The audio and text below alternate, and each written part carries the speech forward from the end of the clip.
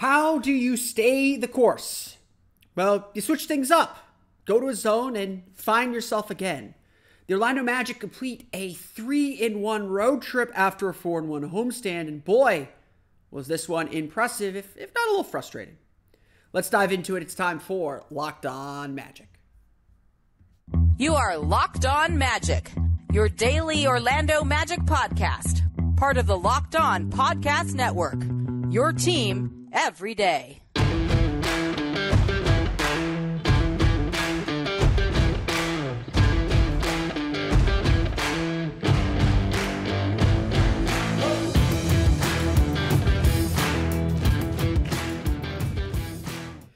And you are indeed Locked On Magic. Today is December 22nd, 2022. My name is Philip Rossman-Reich. I'm the expert and site editor over at OrlandoMagicDaily.com. Of course, follow me on Twitter at PhilipRR_OMD.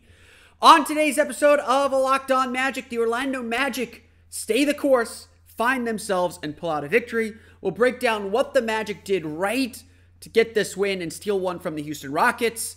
And how exactly the zone defense woke the Magic up. We're going to dive a little bit into the playbook there, talk a little bit about some things on that end, plus go over the box score as we usually do after games. We'll get to that coming up here in just a minute. But first, we want to thank you again for making Locked On Magic part of your day every day, no matter when you listen to us, whether it's first thing in the morning, whether it's right when we upload. We truly appreciate you making Locked On Magic part of your day every day. Remember, there's a great Locked On podcast covering every single team in the NBA. Just search for Locked On and the team you're looking for, the Locked On Podcast Network. It's your team every day. The Magic, frankly, looked dead in the water. Early in the third quarter, they were down 15 points. They just were not getting any traction. Their defense was a mess.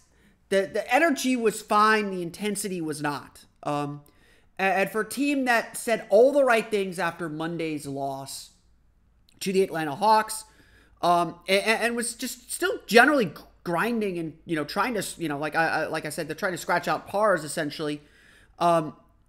Generally grinding, they just didn't have it.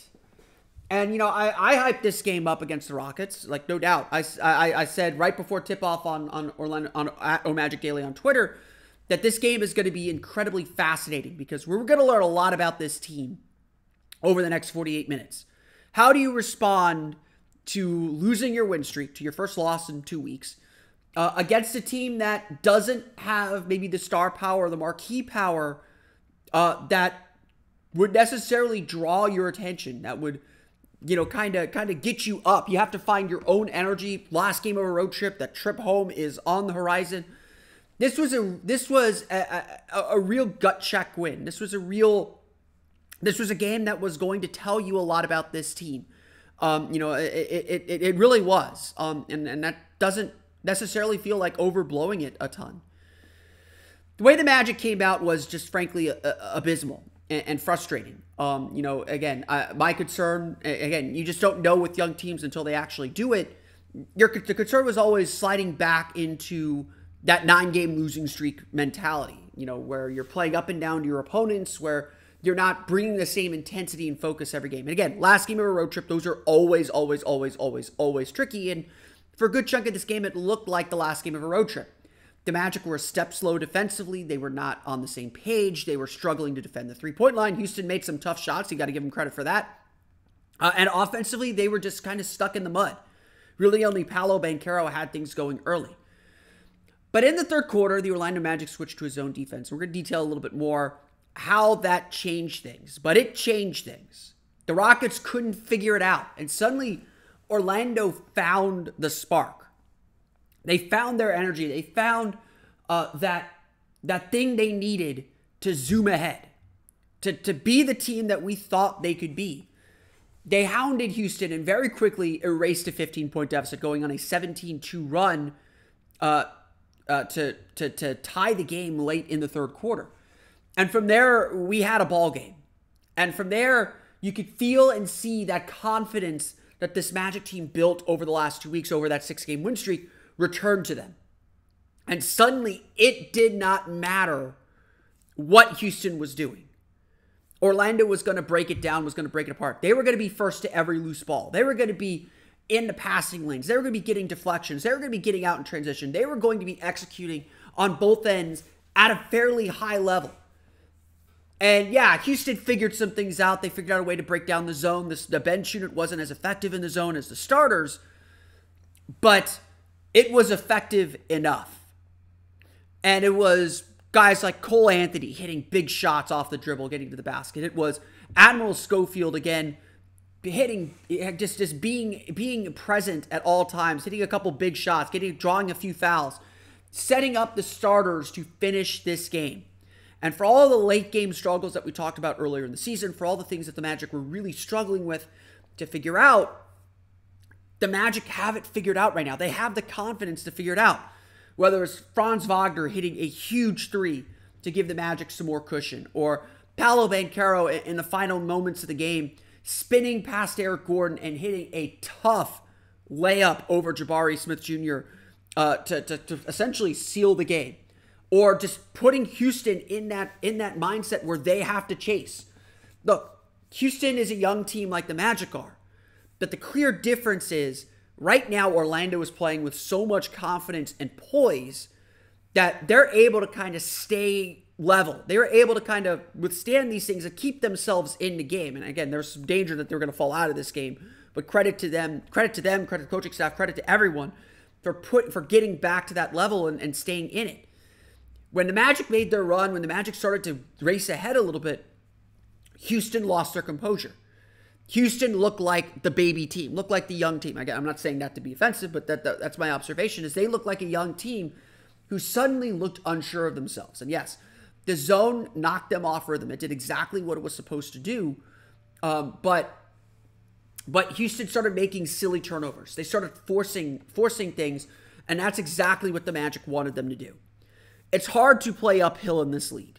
It can be done. Obviously, Orlando came back from a 15-point deficit, but you see this all the time where a team falls down by 10, they maybe cut the lead to 4, and it goes back out to 12. Like, you see this all the time. It is hard to climb uphill, and you've got to be able to get over the hump. Houston found themselves playing uphill at the end of the game, especially at the end of games. There could be a little bit of a panic to get back in the game because time is running out. It is a real challenge. And the Magic came through this challenge so successfully. The Magic came through this challenge with flying colors. The Magic just, they dominated that second half. They did everything they had to do to win this game. And it was very, very, very, very, very impressive what the Magic were able to do. I talked about it a little bit earlier, and that's still the thing that comes back to me about this team and what's changed about this team. The Magic had essentially the same thing happen to them in their first meeting with the Rockets. Houston uncharacteristically made a lot of threes. They are one of the worst shooting teams in the league, believe it or not. Worse than the Magic, actually. They uncharacteristically made a lot of threes, and Orlando was never able to reel them back in. Orlando was never able to find their defense, and they frankly just tried to outscore them, which this Magic team is not. This team is not capable of outscoring anybody. They need to make games ugly and dirty and gritty. They need to find ways to do that. That is how they play. But the thing that's impressive about this Orlando team right now is how they just stay on that level. They don't give up on games. They don't seem bothered to be down as much. Like, yeah, there might be some panic, and yeah, this game particularly, the Magic looked a bit out of it and a bit lost. But again, this is the point of growth. How many times would the Magic have been down by 15 in the third quarter and let that lead balloon out to 25 instead of fighting back to get back in the game?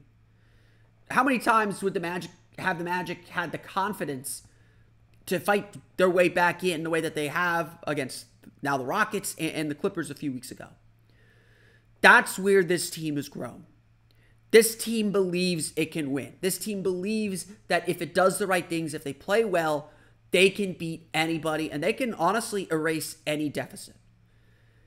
And you don't want to be down by 15. Like, the Magic have things to work on, things they have to improve on, things they have to be better at to get to the consistency they want. But sometimes you don't have it. That's a fact of the NBA. Some nights you don't have it. And being able to win on nights you don't have it, Monday night, the Magic really didn't have it defensively, especially. Wednesday night, they certainly didn't have it at all on either end. You got to find ways to win on nights you don't have it. This is a really professional win. I know the opponent isn't the sexiest opponent in the world, but this was a really impressive win for this young Magic team. And again, there's plenty to clean up, plenty to shore up, plenty to do. But this is a sign that the team is staying level. They're not swinging too high. They're not swinging too low. They're staying level. And they believe that they can win games. And that's going to help them a whole lot in the long run. As much as the Magic stayed level, it was a strategy change. It was a tactical change that changed this game. We're going to talk a little bit about the details of the Orlando Magic's zone defense that won them this game. We'll get to that coming up here in just a moment. But first, a quick word from the NHTSA. Did you know that driving high is considered driving under the influence? That's right. Driving under the influence of marijuana is against the law in every state, even in states where marijuana is legal. That means driving high could get you a DUI. And if you think law enforcement officers can't tell when you're driving high, you are wrong. Your friends can tell, your coworkers can tell, your parents can tell, everyone can tell. So what makes you think that law enforcement officers don't know when you're driving high? Driving under the influence of marijuana can slow your response time and change how you perceive time and speed. So even if you think you're fine to drive when you're high, you are not. Because the bottom line is, if you feel different, you drive different. And driving high is driving under the influence. So remember, drive high, get a DUI. Paid for by the NHTSA. We want to thank you again for making Locked On Magic part of your day every day. Make sure to check out the Locked On Sports Today podcast, the biggest stories around the sports world in 20 minutes or less, plus instant reactions, game recaps, and Locked On's Take of the Day. Locked On Sports Today, available on YouTube or wherever you get podcasts. The Orlando Magic, first, Orlando Magic coach Jamal Mosley, we've talked a lot about him and some of the overarching philosophies that are guiding the season. We did that on podcast, I believe it was last week. He's taken a lot of criticism for a lot of reasons. Some of it fair, some of it unfair. Some of it is for substitution patterns, which, yeah, I agree. I thought he waited a bit too long to bring the starters in this game, as good as that bench group was playing. Some of it is based off of his willingness to experiment and let mistakes go, which, again, I would argue is part of the plan. They want players to kind of figure out how to get out of their mistakes. Some of it is his rotation decisions, particularly with how he's handled R.J. Hampton, which, yeah, I agree with it to some extent, but also Kevon Harris and Admiral Schofield have been very, very good, especially during this stretch. There is a lot that we can criticize Jamal Mosley for, but we have to give him and his coaching staff their flowers. Because their decision to go to a 2-3 zone probably won this game for the Orlando Magic. The Magic defensively were dead in the water. They were not communicating. They were not defending well. They were just a step slow on everything. And Houston was able to take advantage of that, particularly from beyond the arc. So I was really impressed with how the Magic ran their 2-3 zone defense, which hasn't been that great this year. But the way they ran it on Wednesday was pretty different from the way they've run it throughout the course of the season. To my eye, at least, they essentially played something of a matchup 2-3 zone. Like, everybody was matched up with a player, but really what this zone defense did was it simplified the Magic's help responsibilities. It simplified the communication. My big complaint about Jamal Mosley has not been about anything tactical or X's and O's. It's been more about when players are struggling to kind of get these concepts, find ways to simplify it. Put some guardrails up, trying more carefully define things for players, give them the freedom still that I think this offense allows, but simplify. And to me, that's what this 2-3 zone did. Most of us who played basketball in middle school played a 2-3 zone of some type. It's essentially 2-3 zone is kind of in the lower levels, the defense you play when you don't trust your players to play man-to-man. It evolves a little bit more beyond that when you get to higher levels because you can do different things in 2-3 zones. You can do different things with a bunch of different zone defenses. Just look at what Jim Boeheim does with Syracuse. But really, what this defense did in this game was it simplified the communication. It simplified the help responsibilities. And it brought the Magic's length into play. Houston was able to spread Orlando out and essentially eliminate the length advantage that this team has. So when you have players this long, when you have players this big, when Franz Wagner is essentially your shooting guard, you have the opportunity to really close down passing lanes and use a zone defense to make passing and getting into the interior very, very difficult. And so it's not silly for the Magic to try zone defenses and to try a zone like this. And look, we've talked about it. Imagine taking, you could take Bol out, but I think Bol was really, really effective in the zone. But imagine Jonathan Isaac on that wing instead of Mo Wagner. Like there's a lot of different things this team can try. But at the end of the day, what made the zone effective was the players executing it well. Because again, zones are zones. The responsibilities are pretty well laid out from the middle school level all the way to the pros, but it's about your communication and your ability to be effective guarding your area and knowing how to adjust and morph that zone to guard the perimeter. You don't want that overload. You don't want, the ball getting middle. And the NBA has its own quirks with the defensive 3 second the 3 second defensive rule as well. When you go back and look at the tape, and I put some clips up on OrlandoMagicDaily.com, the big thing that was so successful about this zone defense was the communication. The way the Magic passed players between the zones, the way that the Magic scrambled and defended, the way that the Magic contested using that length to get out to the three-point shooters and just stymie the Houston Rockets. The Rockets do not have a natural point guard. Kevin Porter Jr. has been essentially their point guard. Jalen Green will bring the ball up. They're like the Magic were at the beginning of the season when they didn't have a natural point guard. And, again, this is something that maybe they want to develop and grow and learn for these players, but they're very clearly not there. And so Houston, just from the very start, just looked a little disorganized. They looked like they didn't quite know how to attack the zone. And it, especially because of the Magic's length, took them aback. And you could see that happen. You could see that happen in how they were settling for three-pointers. You could see that happen in how they drove, and all of a sudden, Bulls coming over from the middle to contest layups, to contest those shots at the rim. And, like Tari Eason had a play where he went up, saw Mo Bamba coming at him, abandoned his shot and threw a pass back out to the perimeter, which Kevon Harris very easily intercepted. It's stuff like this that makes zone defenses really, really effective. The Magic, though, essentially play this way when they're playing well, though. Defensively, what Orlando was doing really, really well during the win streak was they were locking down the paint.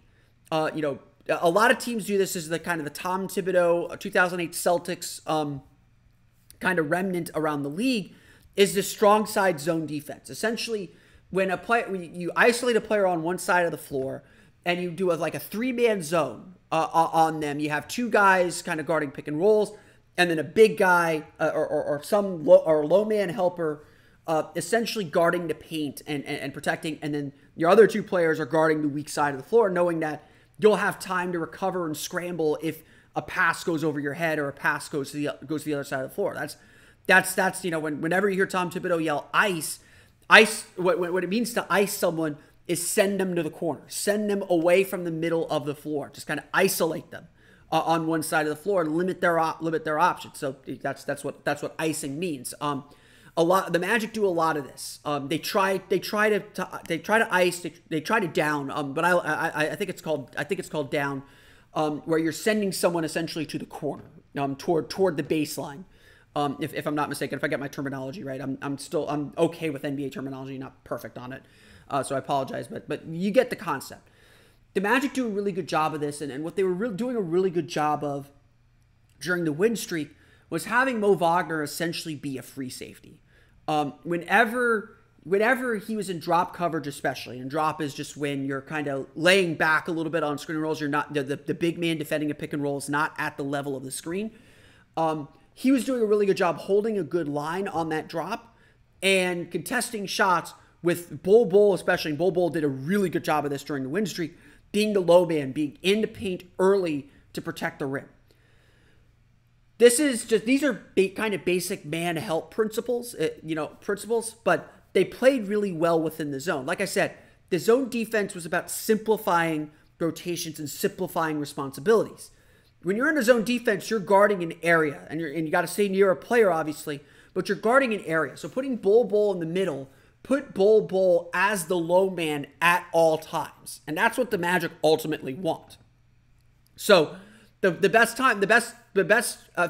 effective thing that Houston did to beat this zone defense was put Alperen Sengun at the free throw line. Best way to beat any zone defense is to get the ball in the middle of the court, at the free throw line, especially because then the defense has to collapse around him.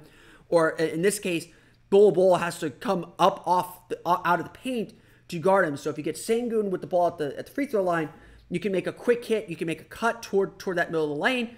You can overload one side. You can get to a kick out three. There's a lot of options. And again, Houston's most effective offense, you can even beat Bol off the dribble, get to the basket, and create something there. Houston's most effective offense against his own defense was getting Sengun in the middle. And Sengun made some good decisions. He made some bad decisions. At the end of the day, it's still about decision-making and making plays. But essentially what the zone defense did was it made Bol the low man the entire time. He was at the rim, in the paint at all times. So then it becomes about, knowing when to pass, knowing when Markelle Fultz passes to Paolo Banchero, passes his man to Paolo Banchero, abandons his man essentially to let Banchero defend him, and you can trap a little bit off that. It's knowing when Franz Wagner and Markelle Fultz pass players between each other at the top of the key, knowing who to guard, having Banchero be able to step up and guard a three-point shooter, or Mo Wagner step up and guard a three-point shooter when teams try to overload that top of the zone. The Magic just were so effective at maintaining those lines, maintaining that communication, and always being in front of a Houston Rockets player. They rarely got beat. There's a Houston reporter out there who calculated that the Magic gave up 9 points on 8 zone possessions in the first game. And this game, they gave up 20 points on 29 zone possessions. Like, that's insanely good. It doesn't sound that great, but 20, essentially the average offense in the NBA is averaging 1.1 points per possession. 20 over 29 is less than 1 point per possession. This defense was extremely effective, and the Magic were extremely good at it. And like I said, it changed the game because now all of a sudden the Magic are using their length to defend and to defend passing lanes. They were able to get deflections. They were able to get steals. They were able to get out in transition, get easy baskets, and that sparked everything. That sparked the team's offense. That sparked Franz Wagner. That sparked Admiral Schofield. That sparked everybody to just kind of bring the energy level up. And so this zone move was a genius move for the Orlando Magic. They executed the zone defense better than I've seen them execute the zone defense all year. One of the most effective NBA zones that I've ever seen. And, look, I will be the first to say a better, more experienced, more organized team would have still won this game. The zone would not have been as effective against a better team. No offense to the Houston Rockets. They looked disorganized. They didn't look like they knew how to handle it. And the Magic this is what good teams do. You find an advantage, you put your thumb on that advantage. You just keep pressing and pushing it until it snaps and breaks. And that's exactly what the Magic did to win this game. We're going to go over the box score real fast, talk about some individual performances, plus the block heard round Houston. We'll get to that coming up here in just a moment. But first, Locked On Magic is sponsored by BetterHelp. Look, we all need help in life sometimes. There's always down moments. There's always doubt. There's always everything going on, and it can be a lot to handle on your own. I know that I have always relied on and needed someone to talk to. Whether beyond just a parent or a friend or family, I need a different perspective, and I need someone to kind of help me navigate this thing called life. Look, life doesn't come with a user manual, so when it's not working for you, it's normal to feel stuck. And navigating any of life's challenges can make you feel unsure, whether it's a career change, new relationship, becoming a parent, or really just anything in everyday life. Therapists are trained to help you figure out the cause of challenging emotions and learn productive coping skills, which makes therapy the closest thing to a guided tour of the complex engine called you. BetterHelp has connected more than 3 million people with licensed therapists. It's convenient and accessible anywhere and 100% online. I've done therapy through various times in my life. It has helped me so much to stay focused and to stay positive when things aren't going your way. I'm a perfectionist. I don't know if you could tell that from me. But it's BetterHelp, therapy has helped me very much take a step back from my life and appreciate the things that are going well in it. As the world's largest therapy service, BetterHelp has matched 3 million people with professionally licensed and vetted therapists available 100% online. Plus, it's affordable. Just fill out a brief questionnaire to match with a therapist. If things aren't clicking, you can easily switch to a new therapist anytime. It really can't be simpler. No waiting rooms, no traffic, no endless searching for the right therapist. Learn more and save 10% off your first month at betterhelp.com/LockedOnNBA. That's BetterHelp, HELP.com/LockedOnNBA.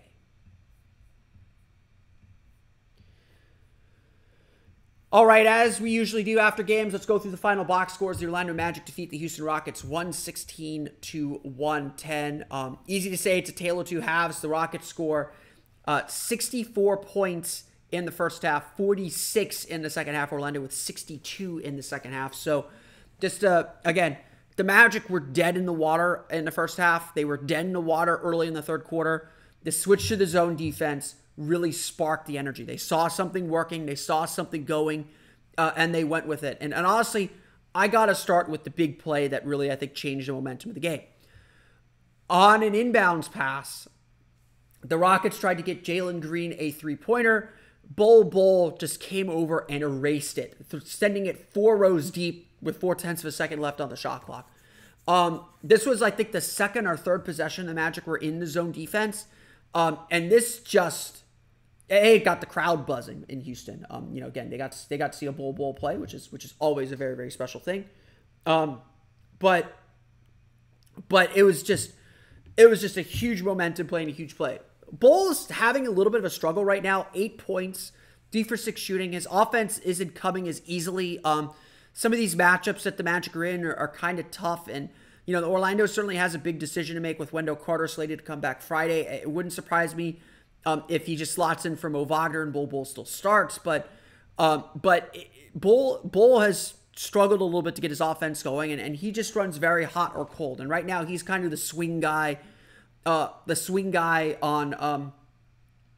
in the starting lineup. That if someone's having it better, he's the guy that kind of sits. But I will say this: as unimpressive as Bol's stat line looks, he was huge in this game. His defense in the middle of that 2-3 zone defense is a big reason the Magic won this game.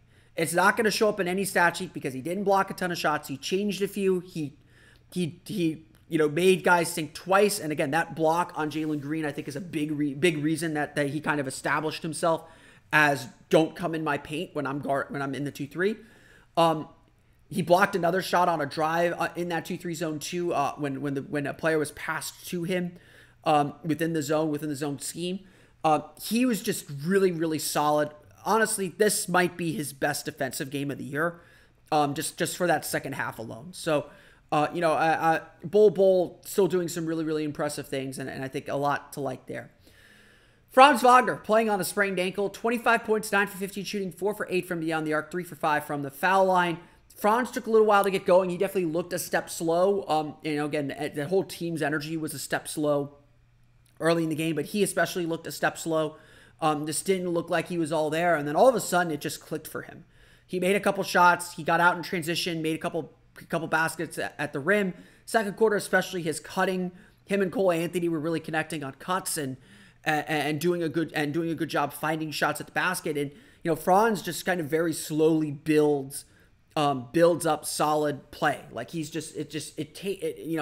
it feels like he's not doing very much, and all of a sudden he does a ton and does everything, and you just know that he's going to get to his numbers and he's going to find a way to contribute in a positive way. So a really nice game from Franz Wagner. Overall, just did a lot of really, really good things. Paolo Banchero, 23 points, 9 for 20 shooting, 13 rebounds for him. He did have 5 turnovers. Early on in this game, it looked like Paolo was the only one that's going to be there. He had 14 points in the first quarter. Really a big reason the Magic stayed in this game. Just keeping the Magic in this game with some offense. I agree with fans who think that I agree with fans on this. Paolo probably sat a little too long in that second quarter. I think Mosley has a predetermined script for his rotations in the first half. and then makes adjustments based on the game in the second half. That's something I actually do applaud him on, but this was a game where the Magic needed more Paolo and needed to keep Paolo in rhythm. He never really found his rhythm after that first quarter. He finishes 9 for 20, 5 turnovers. Some of them were kind of lazy. He kind of fell into that morass that the Magic were in throughout the whole game or throughout the whole first half. But again, he was really focused on the boards. He was real determined to get rebounds. That is a good sign when he's really super engaged on the glass. It's a really good sign. Again, 13 rebounds, all of them defensive rebounds. He was hunting them. He was going out and getting them, going out of his area to get them. Just did a really good job on the glass. And honestly, again, defensively, he was really good. Defensively, he was solid in, guarding his man, defending his zone, making it hard for, closing out, making it hard for people to score in his area. Again, the zone defense worked because of Bol and Paolo Banchero, two, frankly, inconsistent defenders for the Magic right now, but they both played exceptionally well within their zone scheme. Got to give a shout out to Markelle Fultz as well. 11 points, 4 for 10 shooting, only 3 for 7 from the foul line. Magic missed a lot of free throws, 23 for 33 from the foul line. That's a sign that the Magic just were not kind of into it. Only 3 assists for Markelle, but Markelle, we're seeing this time and time again. Markelle just has a knack for making big plays. He always appears at the right moment, at the right time, late in games to make a big play.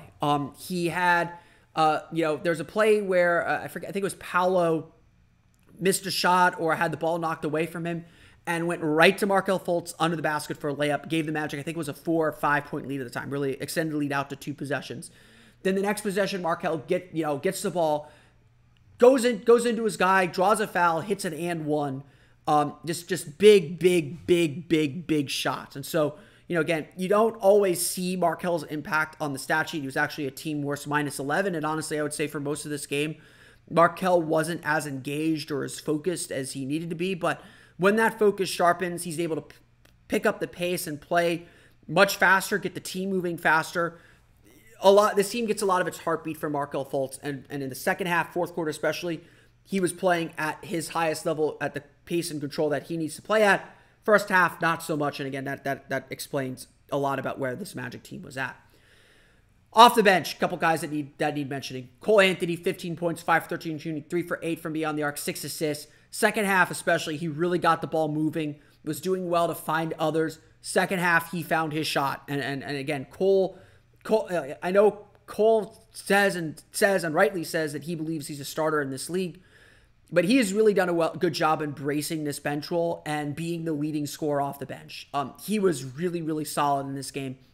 You trust him taking and making those shots. And again, the impact's there. Team high plus 15 for whatever that's worth.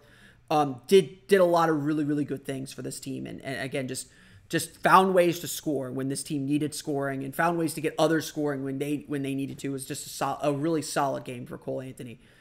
Also got to give a special shout out to Admiral Schofield. 7 points, 2 for 4 shooting. Missed both of his 3-pointers. 3 for 3 from the foul line. Sco came up with 2 big offensive rebounds. The dude's just fighting and scrapping. I think Paolo Banchero said after the game, Admiral Schofield finds ways to make plays, finds ways to score when we're stuck in the mud. When we're dirty and grimy, he's the one that's finding that's kind of reveling in it and finding ways to make things happen. Both two-way guys, Admiral Schofield and Kevon Harris, have played really, really well. As much as everyone wants RJ Hampton to play, and honestly, Caleb Houston hasn't played very much lately either. As much as those guys have earned opportunities to play, Schofield and Harris have played really, really well. And I think I do think we need to take a step back and acknowledge that, especially Sco the last 3 games now has come up with some big plays in the fourth quarter. This is how the Magic want to use their two-way contracts. These guys both look like roster players right now, to be perfectly honest. And I have no qualms about playing either at the moment. Orlando ends the game shooting 45.1% from the floor, 41 for 91. 11 for 37 from beyond the arc. They couldn't hit shots, and that was a big thing throughout the game. They missed a lot of open shots early. That kind of brought the energy down a little bit too. Again, the first half, the Magic's offense drained their defensive energy. In the second half, their defense fed the offensive energy, and that's how it's got to be. The Magic defense has to feed the Magic's offense. 11 for 37 from beyond the arc for the game. They're 5 for 20 at halftime. And in the second half, they were 6 for 17, which is not great, but better. So again, a lot of things that the Magic have to do better. Obviously, 23 for 33 from the foul line. They had only 11 turnovers, but for 17 points, so those became killer. But the Magic reduced their turnovers in the second half. That allowed them to get back in the game. Houston led in scoring by Kevin Porter Jr. with 31 points, made 5 3-pointers. Jalen Green, 21 points, 4 3-pointers for him. Alperen Sengun, 13 points, 12 rebounds for him. Kenyon Martin Jr., 18 points off the bench. Very energetic game for him. Houston shoots 46.6% from the floor, 17 for 43 from beyond the arc. They have 17 turnovers for 21 Orlando points. Big reason why Orlando was able to win the game. They're able to force turnovers, a lot of them in the fourth quarter, actually. Fourth quarter only, Houston had 8 turnovers for 13 points. 8 turnovers for 13 points. Again, that zone defense really, really, really bothered Houston on so many levels. The Orlando Magic defeat the Houston Rockets 116-110. Road trip's over, 3-1 road trip. That's really incredible. Again, if you would have told me the Magic would have had a 3-1 road trip at the beginning of this road trip, I would have said, sign me up. I'll take it. They will take on the San Antonio Spurs in their final game before Christmas on Friday as they begin a little time at home here for the holidays coming up.